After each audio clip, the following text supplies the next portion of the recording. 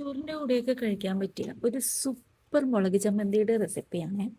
ഈ ഒരു ചമ്മന്തി മാത്രം ഉണ്ടെങ്കിൽ നമുക്ക് ഒരുപാട് ചോറ് കഴിക്കാനായിട്ട് പറ്റും. അത്രയും ടേസ്റ്റി ആയിട്ടുള്ള ഐറ്റം കൂടിയാണ്. എന്തിൻ്റെ കൂടെ ആയാലും, ദോശയുടെ കൂടെ ആയാലും എന്തിൻ്റെ കൂടെ ആയാലും നമുക്ക് അടിപൊളിയായിട്ടുള്ള കോമ്പിനേഷൻ്റെ ഒരു ചമ്മന്തി, മുളക് ചമ്മന്തിയാണ്. അപ്പം നമുക്ക് ഈ ഒരു ചമ്മന്തി ഉണ്ടെങ്കിൽ വേറെ ഒരു കറിയുടെ ആവശ്യമില്ല കേട്ടോ. അപ്പം നിങ്ങളുടെ ഈ ഒരു ചമ്മന്തി ഇതുവരെ ഇങ്ങനെ ട്രൈ ചെയ്ത് നോക്കിയിട്ടില്ല എങ്കിൽ തീർച്ചയായിട്ടും ഒന്ന് ട്രൈ ചെയ്ത് നോക്കുക.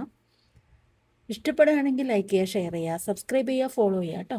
അപ്പോൾ ഒരു ചട്ടിയിലേക്ക് നമ്മൾ നല്ല നാടൻ വെളിച്ചെണ്ണ ഒഴിച്ചു കൊടുക്കുന്നുണ്ട്. അതിലേക്ക് നല്ല ഒരു ഒരു 5 പീസ്, അതായത് വറ്റൽമുളക് മുഴുവനെ തന്നെ ഇട്ട് കൊടുക്കുന്നുണ്ട് കേട്ടോ.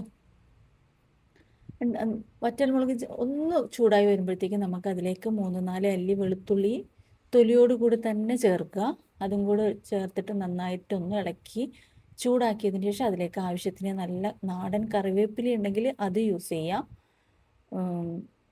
കയ്യിലില്ല എങ്കിൽ സ്കിപ്പ് ചെയ്യാം കേട്ടോ. എന്നിട്ട് അതും കൂടെ ചേർത്ത് നന്നായിട്ട് നമ്മൾ ഈ കൈ വെച്ചിങ്ങനെ പൊടിക്കണ സമയത്ത് ഒരു പൊടിഞ്ഞു വരില്ല, ആ ഒരു പരുവം വരെ ഒന്ന് ചൂടാക്കി എടുക്കണം കേട്ടോ. ഒന്ന് റോസ്റ്റ് ചെയ്തെടുക്കും എന്നൊക്കെ പറയില്ലേ, അങ്ങനെ എടുക്കും. ഇതിപ്പോൾ നമ്മൾ ചെയ്യുന്ന സമയത്ത് വെളിച്ചെണ്ണയിൽ തന്നെ ചെയ്യാനായിട്ട് പ്രത്യേകം ശ്രദ്ധിക്കുക. എന്നാലും മാത്രമേ നമുക്ക് ആ ഒരു നാടൻ ടേസ്റ്റ് കിട്ടത്തുള്ളൂ കേട്ടോ.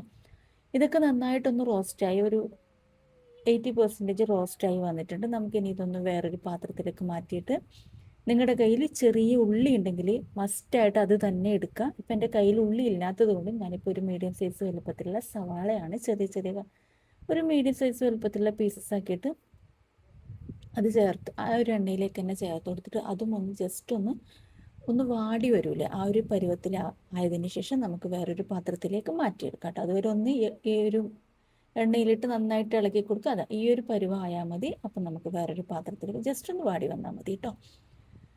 എന്നിട്ട് നമുക്കിതൊന്ന് ജസ്റ്റ് ചൂടാറി കഴിഞ്ഞ് കഴിഞ്ഞാൽ നമുക്ക് മിക്സിയുടെ ജാറിലിട്ട് ചെറിയ ജാറിലേക്ക് ഇടാം കേട്ടോ. എന്നിട്ട് എല്ലാം കൂടെ ഇട്ടിട്ട് നന്നായിട്ടൊന്ന് അരച്ചെടുക്കുക. വെള്ളമൊന്നും ചേർക്കരുത്, ആവശ്യത്തിന് ഉപ്പ് മാത്രം ചേർത്തിട്ട് നമുക്കിതൊന്ന് അരച്ചെടുക്കണം.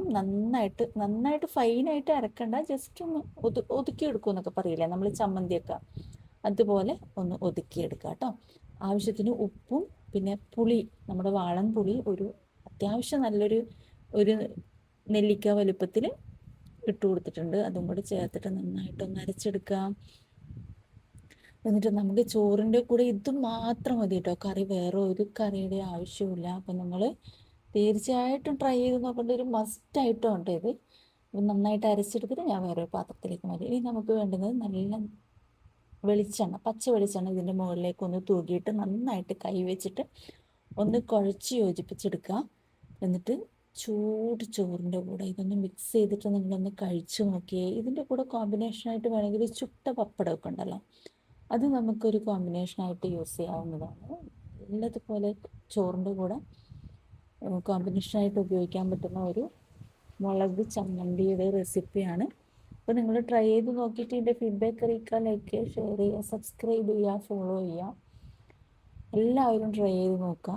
ട്രൈ ചെയ്ത് നോക്കേണ്ട ഒരു മസ്റ്റ് ഐറ്റം കൂടിയാണ്. വീണ്ടും ഞാൻ പറയുന്നു, ട്രൈ ചെയ്ത് നോക്കിയിട്ട് ഫീഡ്ബാക്ക് അറിയിക്കുക. Okay, thank you for watching my video. Thank you.